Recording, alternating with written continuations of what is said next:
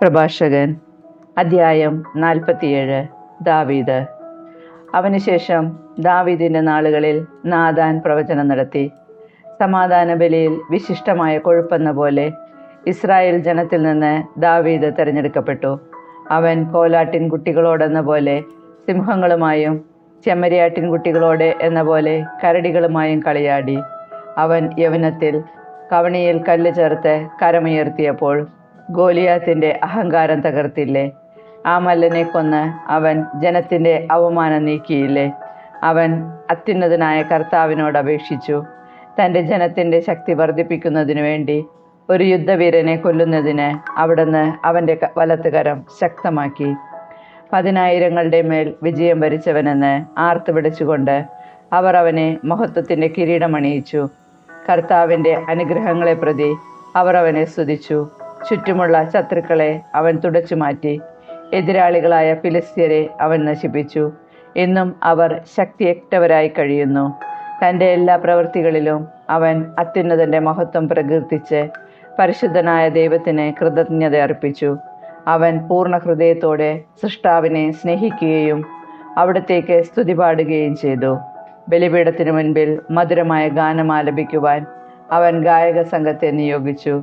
അവൻ ഉത്സവങ്ങൾക്ക് മനോഹാരിത പകരുകയും അവയുടെ കാലം നിശ്ചയിക്കുകയും ചെയ്തു. അവർ ദൈവത്തിൻ്റെ വിശുദ്ധനാമത്തെ സ്തുതിച്ചപ്പോൾ അവരുടെ സ്തുതിഗീതികളാൽ ഉദയത്തിന് മുൻപ് തന്നെ വിശുദ്ധ സ്ഥലം മുഖരിതമായി. കർത്താവ് അവൻ്റെ പാപം നീക്കിക്കളയുകയും അവൻ്റെ അധികാരം എന്നേക്കും ഉറപ്പിക്കുകയും ചെയ്തു. അവിടുന്ന് അവന് രാജത്വവും ഇസ്രായേലിൽ മഹത്വത്തിൻ്റെ സിംഹാസനവും ഉടമ്പടി വഴി നൽകി. സോളമൻ.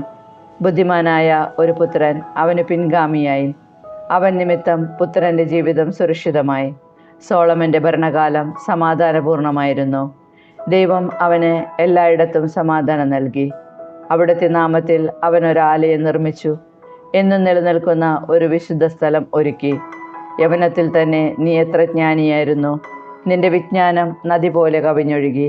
നിന്റെ ജ്ഞാനം ലോകമാസകലം വ്യാപിച്ചു. അതിന് നീ ഉപമകളും സൂക്തങ്ങളും കൊണ്ട് നിറച്ചു. നിന്റെ പ്രശസ്തി വിദൂര ദ്വീപുകളിലെത്തി. സമാധാനപൂർണമായ ഭരണനിമിത്തം നീ പ്രിയങ്കരനായി.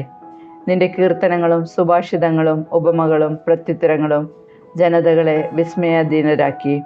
ഇസ്രായേലിൻ്റെ ദൈവമായ കർത്താവിൻ്റെ നാമത്തിൽ തകരം പോലെ സ്വർണവും ഈയം പോലെ വെള്ളിയും നീ ശേഖരിച്ചു.